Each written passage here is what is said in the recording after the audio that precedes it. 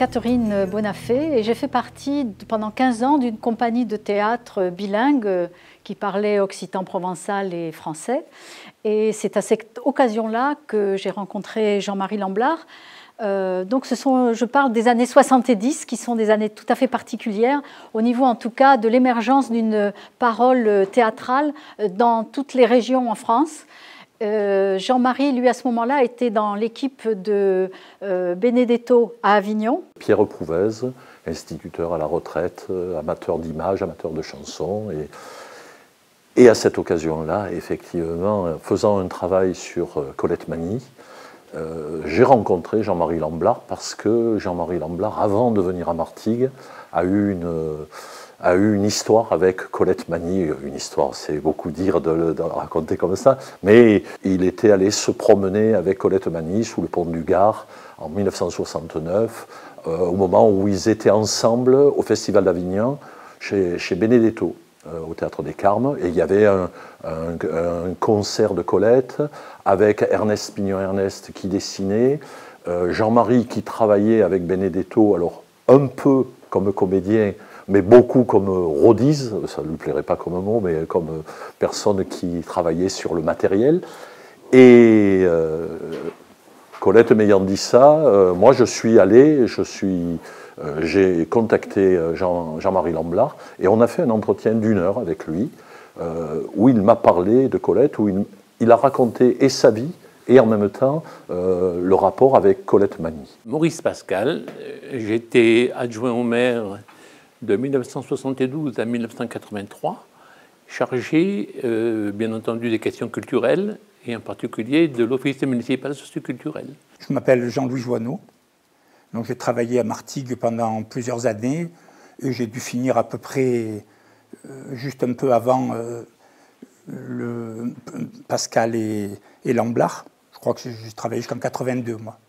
Je l'ai rencontré au cours d'une représentation de Benedetto, du Théâtre des Carmes, et à la fin de la représentation, il m'a demandé s'il pouvait y avoir du travail pour lui. Bon, et effectivement, on cherchait des animateurs, et il a donc été, lorsque j'ai trouvé le financement, embauché à l'Office municipal socioculturel. Et puis un beau jour, un coup de pioche a fait sortir une tirelire, une bourse avec 100 et quelques pièces d'or, je ne sais pas, Jean, il dira, c'est 102 ou 103. Et donc là, il a fallu trouver une solution pour que je puisse travailler un peu à temps plein, quoi. Voilà. Et donc dans tout ce travail, bon, je sais que ça pourrait intéresser les gens qu'on parle plus de moi, mais là pour l'instant je m'en fous, je veux parler de Jean-Marie. Et donc bien sûr, puisque tout ça, toute cette animation archéologique, c'était avec Jean-Marie, même depuis les années de bénévolat, Jean-Marie était quand même un fou de l'archéologie. Je l'ai croisé quelques fois et j'étais un jeune archéologue qui regardait d'abord sa truelle et son chantier et qui s'intéressait finalement assez peu à l'environnement humain. Et j'ai eu une certaine surprise, un bonheur assez incroyable de découvrir que les travaux que je menais depuis déjà une dizaine d'années, presque 10 ans, avaient abouti à la rédaction d'un ouvrage édité, un vrai livre qui s'appelle « Les guerriers nus ».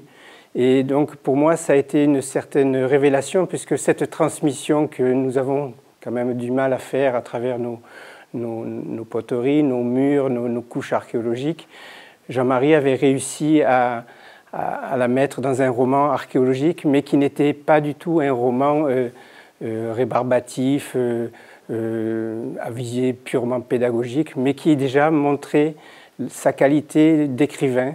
Alors, je m'appelle Maude Blasco, je suis l'archiviste de la ville et mon expérience avec Jean-Marie Lamblard, elle date de la fin des années 70, quand je suis venue habiter à Martigues avec mes parents. Donc, on a quitté Paris pour venir s'installer à Martigues. On habitait dans l'île, rue Galinière. Donc, c'était au premier été, on avait vécu le festival populaire. Et comme on était dans le périmètre qui permettait d'avoir un pass pour voir les spectacles sur la place Mirabeau, parce que les rues étaient bloquées. J'allais tous les soirs sur la place Mirabeau assister à des spectacles. Bon, on a dit l'été, il faudrait qu'on fasse quelque chose. Et avec Port-de-Bouc, Saint-Mitre, on a créé un festival qui s'appelait le Festival Populaire et qui a eu un très grand succès, en tout cas les premières années. Et c'est là qu'on a créé, entre autres, la Pastorale de Fosse. Et puis qu'on a présenté toutes sortes de spectacles, Risorius, pour ceux qui se souviennent, qui était un théâtre d'eau dans le Miroir aux Oiseaux. Et puis, bon, Paco de Lucia, et puis bon, bien d'autres personnes qui ont participé à ce festival, qui se passait en partie dans les rues de Martigues ou sur les places, dont la place Mirabeau. Voilà, et ça, ce sont des idées de Jean-Marie. C'est lui qui m'avait dit on pourrait faire ça ici. J'étais directeur de l'Office culturel municipal de Port-de-Bouc dans les années 75-80. Et c'est à ce titre que j'ai rencontré Jean-Marie Lamblard dans le cadre d'un échange entre les trois villes qui étaient fondatrices de ce festival populaire, Saint-Mitre, Port-de-Bouc, Martigues. J'ai eu un rapport permanent d'abord avec toute l'équipe du festival et particulièrement avec Jean-Marie Lamblard qui était amoureux de Port-de-Bouc, amoureux à la fois dubitatif parce que c'était une ville marquée politiquement, mais il se disait qu'il fallait faire des choses là. Et moi, je lui répondais qu'on n'avait pas les moyens, qu'on était un peu les parents pauvres des trois villes. Ne t'inquiète pas, on va se débrouiller. C'est ainsi qu'on a eu plusieurs manifestations culturelles gratuitement. Pour moi, effectivement, le festival, c'était vraiment un festival populaire.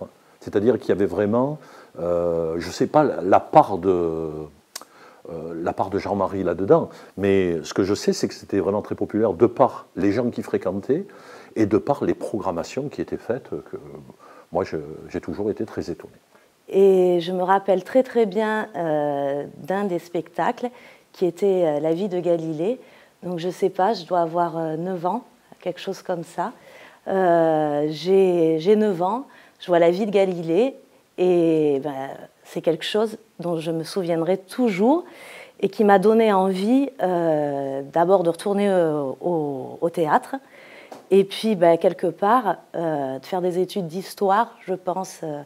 Parce que c'était l'histoire de Galilée, et puis voilà, la vérité contre l'obscurantisme, enfin toute cette histoire-là. Après, j'ai d'autres souvenirs, d'abord de sa silhouette à Jean-Marie Lamblard. Il avait ses cheveux frisés, ses yeux bleus, et il se promenait tout le temps sur le quai.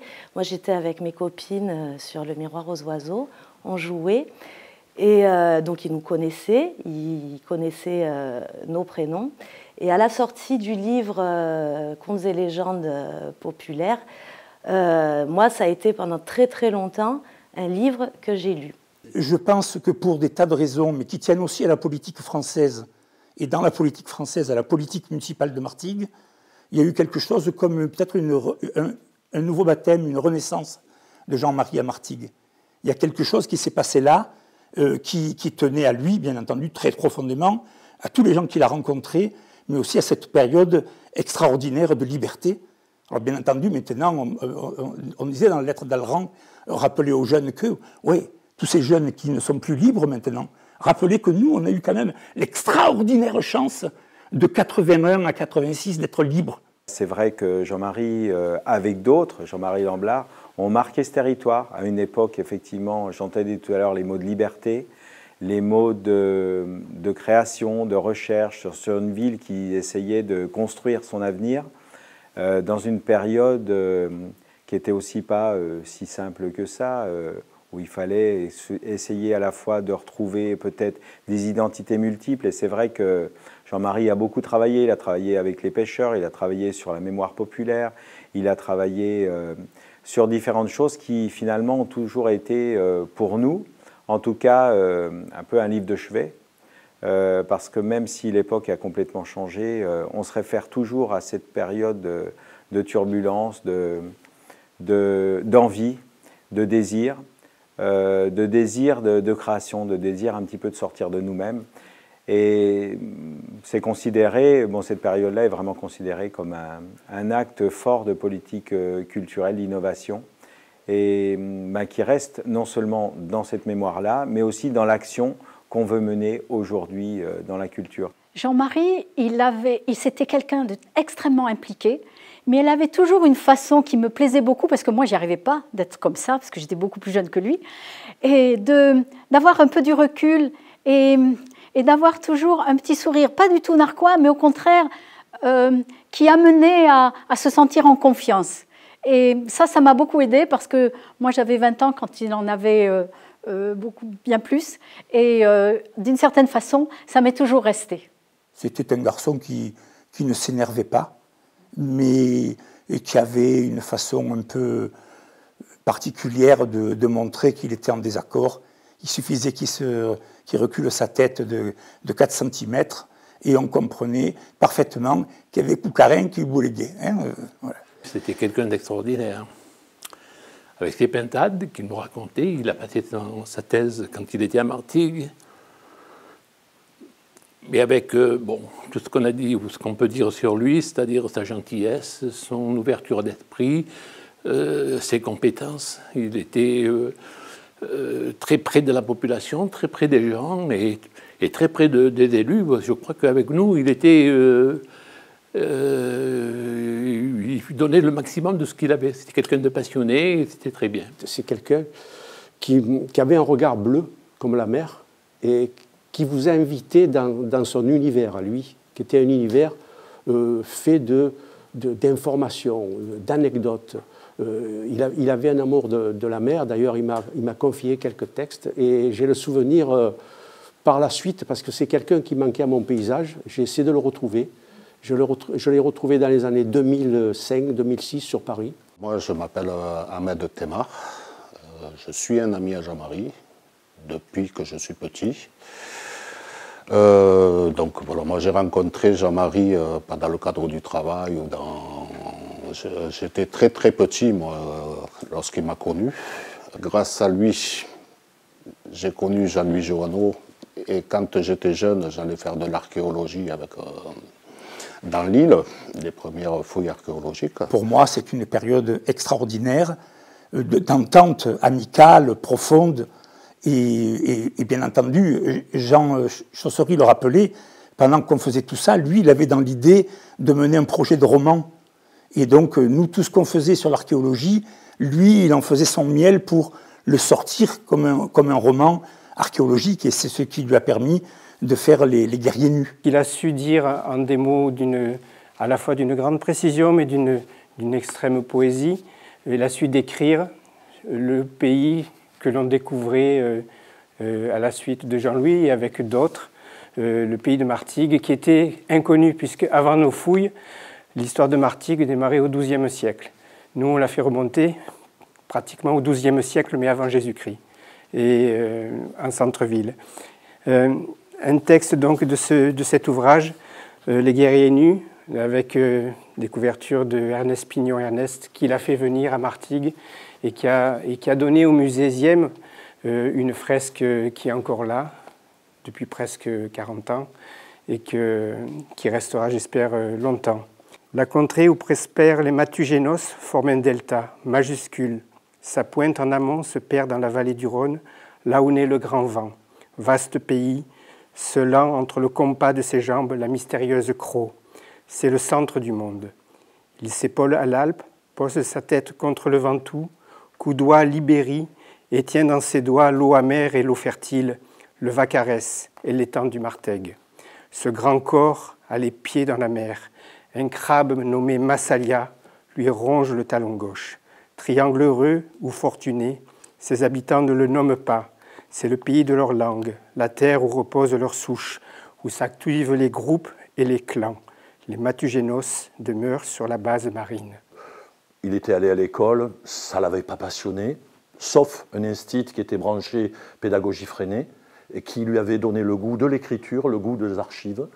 Et après, il avait travaillé avec son père, alors un peu comme boulanger, puis son père l'avait placé comme pâtissier, je crois. Et un jour, il est allé voir son père, il lui a dit « ça ne m'intéresse pas tout ça ». Et du coup, il a travaillé avec son père dans l'élevage. Je nous vois très bien quand on allait dans des musées en Italie ou autre, il cherchait quand même s'il n'y avait pas des os de pintade dans les vitrines. Donc je veux dire, c'était pas du tout...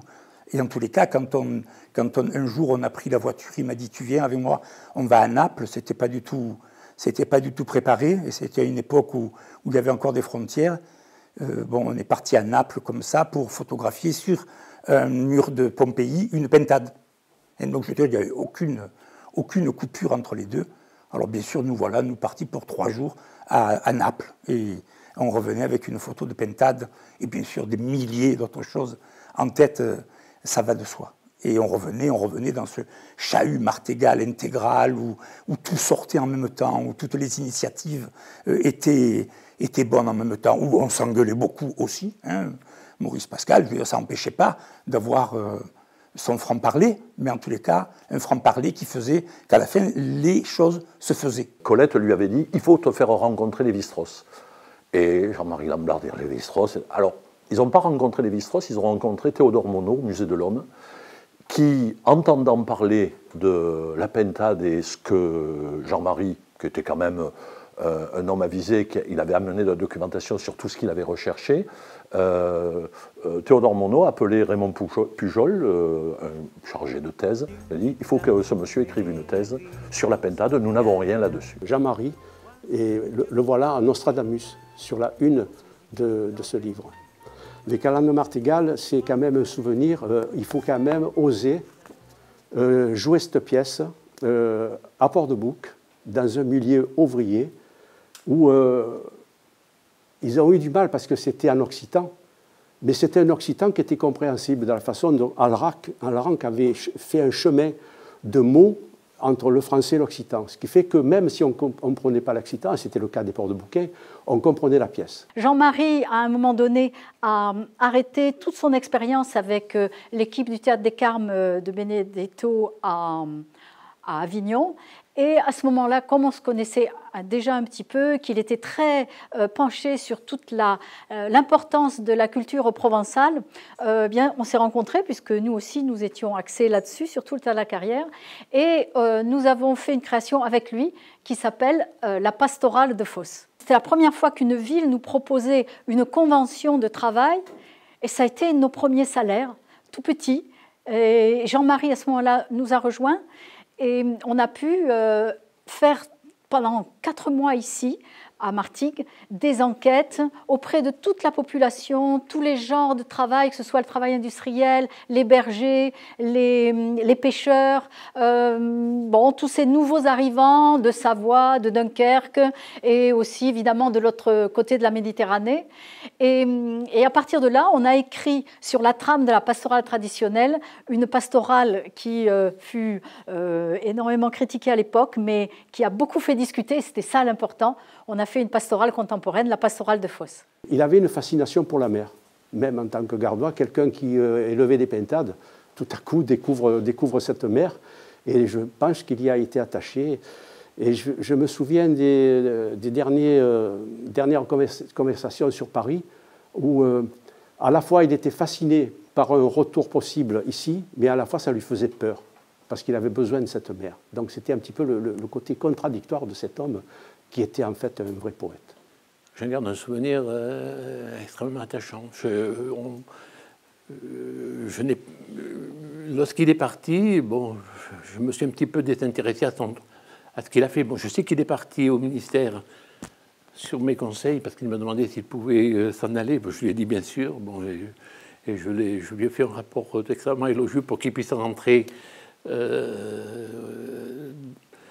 en tant que fonctionnaire au ministère. Donc il n'y a pas eu de problème.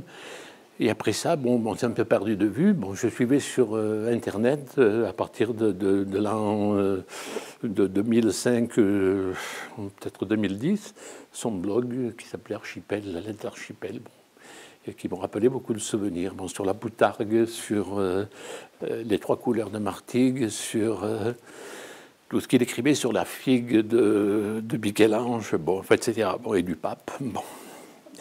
Voilà. Donc, avec Jean-Marie Lamblard, j'ai toujours eu de très bons contacts. Je me souviens exactement de la dernière fois où je l'ai vu. il m'avait donné subrepticement un cliché, une photographie. En fait, cette photographie représente des peintures qui sont installées dans une des églises de la ville, l'église Saint-Genest, et qui a été réformée à une époque et qui ont caché ces peintures. Il m'a dit, écoute, si tu peux faire quelque chose, fais quelque chose pour ces peintures parce que c'est vraiment un joyau. Donc, je t'ai annoncé, on va peut-être faire quelque chose dans cette ville et retrouver ces peintures, parce que je crois qu'il était très attaché à tout ce que certains appellent le patrimoine, mais la ressource, que ce soit de la ressource bâtie ou que ce soit de la ressource tout simplement de la mémoire collective ou individuelle. Et c'est une vraie responsabilité pour nous, que d'ailleurs qu'on soit professionnel ou élu, de conserver cette trace et de la valoriser et puis de la mettre à profit pour qu'elle soit partagée par tous et toutes. Ma première mission qu'on m'a confiée aux archives, ça a été de classer les enquêtes orales qu'il avait menées pour la rédaction du livre Contes et légendes populaires.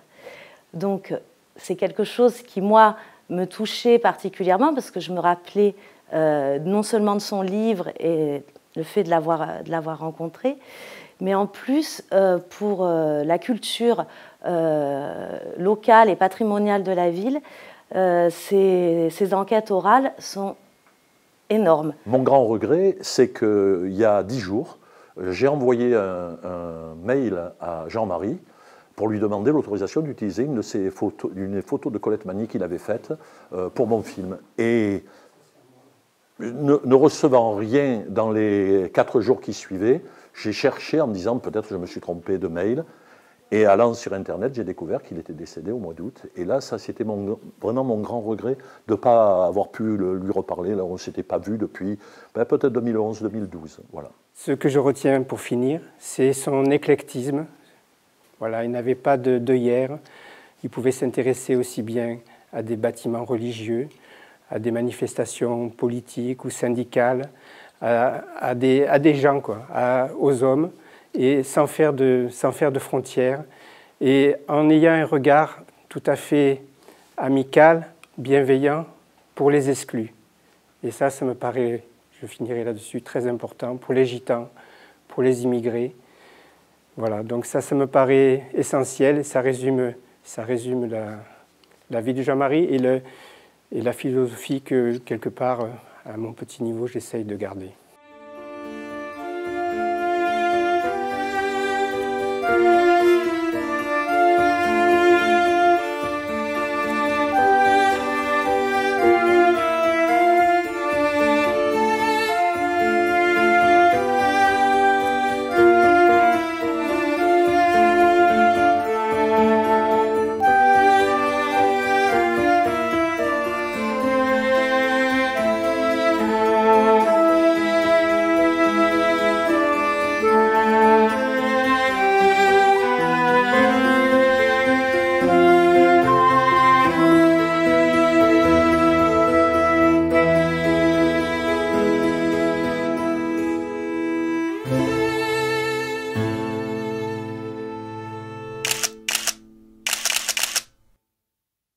Et on aurait dû se mettre le profil. Je pense que là, on pense à dire à Jean-Marie, on lui dit merci.